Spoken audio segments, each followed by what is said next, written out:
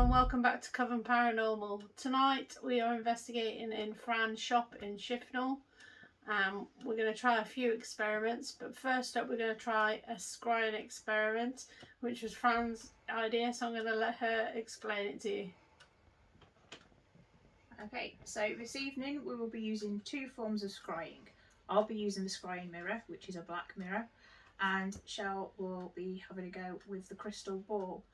And the idea is, because we're sat in the same location and we've got notebooks to jot down what we see, is to then see if we have the same experiences through the scrying and bring up the same images, or whether we have two completely different scenarios happening. Sounds interesting, so let's get to it.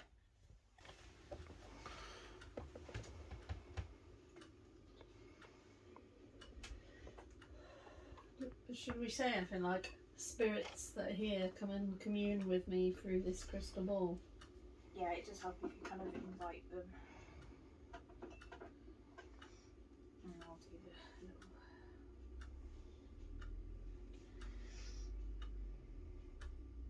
chant for this one.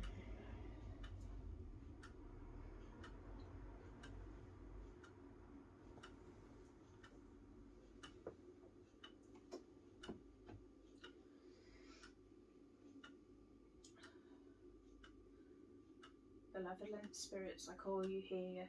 Talk with me tonight, free of fear. Commune with me in the circle and mirror. Focus on me as I draw you near. As above, so below. As I wish, so mote it be.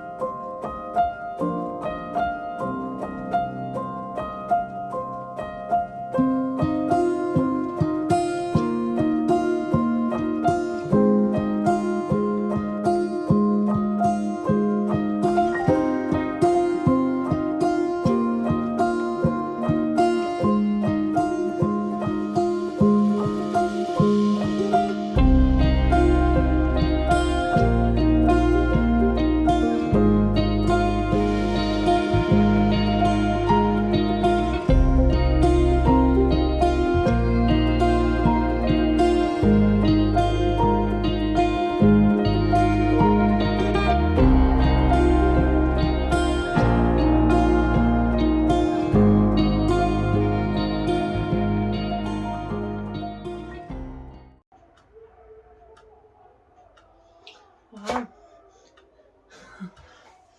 Yeah, we're really kicking off out there. Right, I think I'm not going to be able to focus again now. Yeah, I think they're going to make it pretty difficult outside.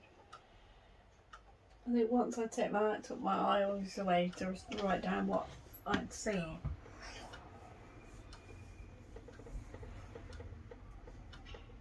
Yeah, it can be hard to kind of refocus afterwards. I'm going to be really amazed if we've both seen similar things, but I don't think we will have personally. Yeah, I think what we'll get is probably different communications.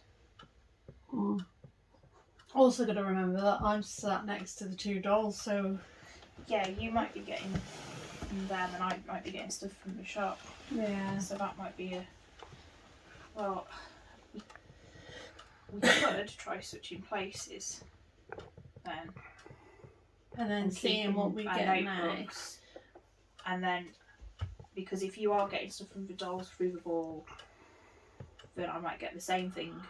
And again, with like the stuff from the shop, we might get the same from the mirror. So we'll kind of have a couple of minutes break, that our eyes return back to normal, and then switch over.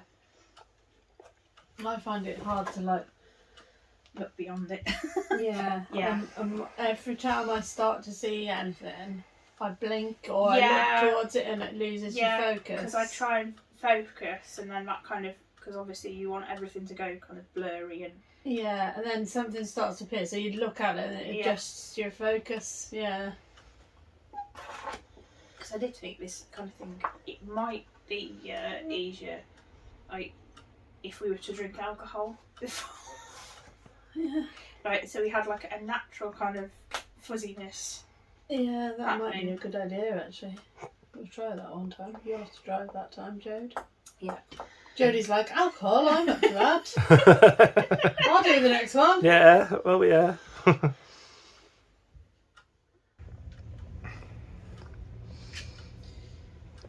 So, Fran and I have now switched places. I'm going to try the scrying mirror, she's going to try the crystal ball. We haven't discussed between us yet what we've seen. But we're doing this simply because we've got the dolls here and we've got the shop. So we wanted to know, like Matt, perhaps because the dolls are closer to the crystal ball, they're more likely to commune through the crystal ball.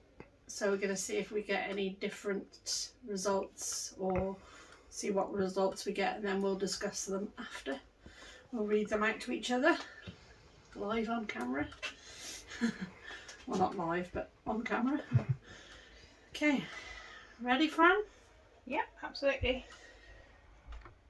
Benevolent spirits, I call you here. Talk with me tonight, free of fear. Commune with me in this circle and mirror. Focus on me as I draw you near. As above, so below. As I wish, so mote it be.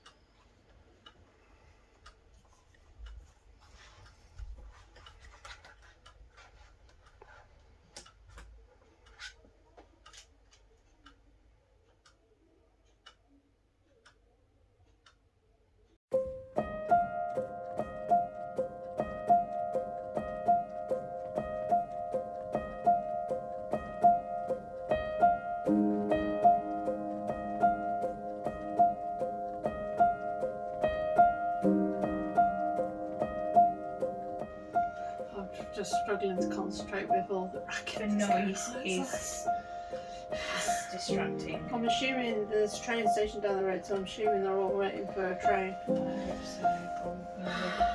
They might have kind of got taxis from there.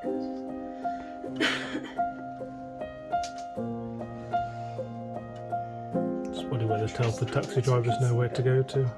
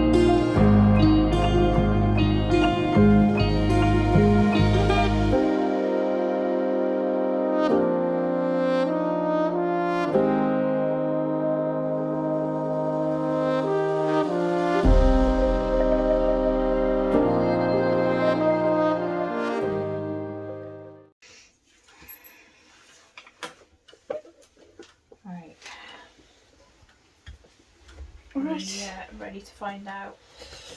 Right, we'll stop these and then just record this little bit on. Right, so the experiment is over. We're gonna discuss the results now for the first time. So Fran's gonna go first and tell us what she saw in the scrying mirror, and then I'm gonna go ahead and say what I saw, and then we'll switch and talk about the crystal ball. So over to Fran. Okay, so at first I experienced a pain in the left side of my head as I could see a broad male figure just like the shoulders and head, but it was like he was refusing to focus or show me his face. Then the figure was still present and just kept refusing to show the face, but I could feel a temperature drop in the room, and then towards the end showing mountains or hills. There was just sort of mountains or hills kind of being shown as a landscape through the mirror. Okay. So, firstly, I'm going to say that's the first time I've heard that. I can honestly tell you now, we have not compared anything that has happened. So, first of all, I'm going to say that I found it really hard to concentrate with the mirror. Partly because of all the noise going on outside, but also I just couldn't seem to focus on anything.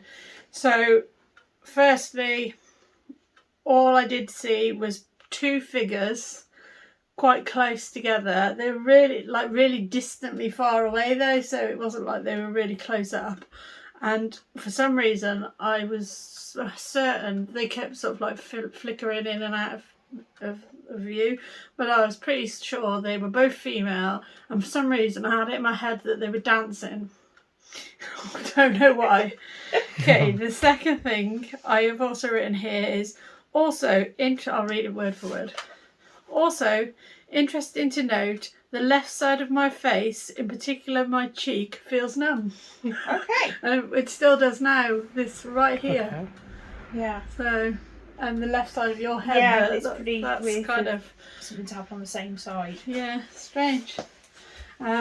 And that was only with the scrying mirror, so I didn't have that feeling before or with the crystal ball or anything else. So that's all I got for the scrying mirror.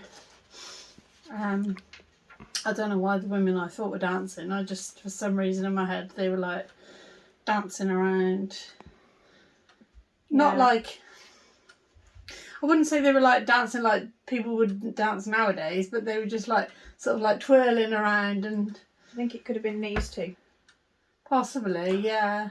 Exactly what I was going to say. Yeah, possibly.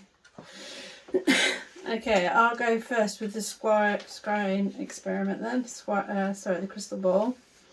So the first thing I saw, which I kept seeing repeatedly on and off, was, and first I thought I was imagining it, but then it kept getting more like predominant and more like clear, was an eye, and the eye in specific, I would describe it as like a dragon, because it was kind of dragon shaped eye, like that. Can we get a Let's see my picture. Mm-hmm. So, excuse my messy writing. So that would kept appearing every now and again. Then the next thing I saw was right in the bottom of the ball, sort of like that side, was a tall man wearing dark clothing, possibly a cloak, and a wide brimmed hat. There's his hat. You want to see the hat? I might just put some up to the camera now for Jody to focus in on, that he might find quite interesting there. Right, then the last thing, this one was, it started off kind of like, oh, that's a bit like weird, and then the picture sort of got more and more like clear to the point where, I don't know whether it's the same for Fran, but for me it's like looking at a photograph of something, so it's all completely still, nothing's moving. But to me it was like a car coming towards me, but then there was another car going away from me, and it's driving through like a I'd almost say like a country lane, but it's like got forests on either side, and you can see the trees because they're lit by the headlights of the cars, and in the sky there was kind of stars. But I wrote down that I think I was seeing that image through somebody else's eyes, like I was somebody else stood at the side of the road looking in on what they were seeing. So that was that. Okay, now Fran. Okay, I got quite a lot through the crystal ball. First thing I got was a peace symbol appeared first of all, followed by white carnations. I then saw a very clear green feminine eye. A raven appeared with its wings spread, and then I saw a male silhouette in a hat. And it was all dark, I have to say, because when Shell said about her figure, it sounded very much like the one I saw. Then it kind of came up close, so it was just kind of the head and hat. Couldn't really see the face, it was just all no, I could see the face, and it was side on to me. Then the raven sort of came back in view from the left hand side, and then the man appeared to be sort of backing away. So the raven could be like your spirit protection animal. Yeah, I do feel like my spirit guide is my spirit animal is a raven. Okay, Shell, do you think that your eye could have been like a feminine eye, like Fran saw, or Fran, your eye could be a dragon eye? I think we saw very different eyes. Yeah. I couldn't see any colour in mine. None of my images that I see have got any colour. They're all black and white. Okay. And the eye was definitely like dragon shaped. Okay. Definitely. Like if I saw that eye anywhere, I'd think, oh, dragon. Okay. It wasn't anything else. It was dragon eye. Yeah, whereas mine was a very human female eye. Okay. But the fact that we both saw eyes is strange. Yeah. And the fact that we both saw a tall man wearing a hat. Yeah, I do feel like we've seen the same figure. When I say he was wearing a cloak, I don't mean like a hooded cloak. I mean like like the 18th kind of like the cape things they wore that got like capey bits on. Haven't we had someone like that here before? Yeah, we have picked up on a male presence. Male, very kind of domineering. Yeah. Do you know what I think presence. we should do? Is crack out the Ouija board, see if that presence will come for and speak to us. Yeah, because he's definitely present tonight. Yeah. Because I had a feeling that he's probably the same figure I was getting on the scrying mirror as well when I was seeing a male figure and that. Yeah, possibly. I just couldn't concentrate on that, and then it was only very brief, but 2 or 3 times this like 2 like figures of women, but like really far away, kept appearing. And then I just got like it in my head that they were dancing, and the numbness in my face, which is still there now, even now on that left side. But I'm surprised. I'm really shocked that we got similar results. Yeah. Really shocked. Amazed. Happy though. Right, I think it kind of proves that there is something in what you see through scrying if we're getting similar experiences. Yeah. And for the fact that we got similar things on both pieces of equipment, but that are totally different to one another, is to the 2 different. It's like we were getting told different stories, but it's the road that intrigues me because it came up so clear. Like and I would say the car, funny enough, I would say if I was to date the ages of the car, I couldn't see what type they were, but I would say they were probably around 1960s, so that may be where your peace sign comes in. I thought it was a bit of an odd thing to suddenly, come up with right at the start of everything was the peace symbol, because it is, like you said, very 90s and 60s. Yeah. But like the one car was probably... I would say that I was stood on the this side of the road, and the car coming towards me was on the other side of the road, and then that was closer to me, and then the car going away from me was further away, and it was like I wouldn't say really windy, but a little bit of a windy road, and in front of the car you could see that it was night, because you could see between the cars it was pitch black, and then like at the sides of the cars you couldn't really see anything, but in front where the headlights was, it was lighting up, and it was like a pine forest. Okay. Like an evergreen forest, I suppose. Yeah. Okay. Be weird if we're ever going somewhere and it's like this is Yeah, that spot. you kind of have a feeling of deja vu. Yeah. Yeah. I have to keep an eye out. Mm-hmm. Yeah, definitely.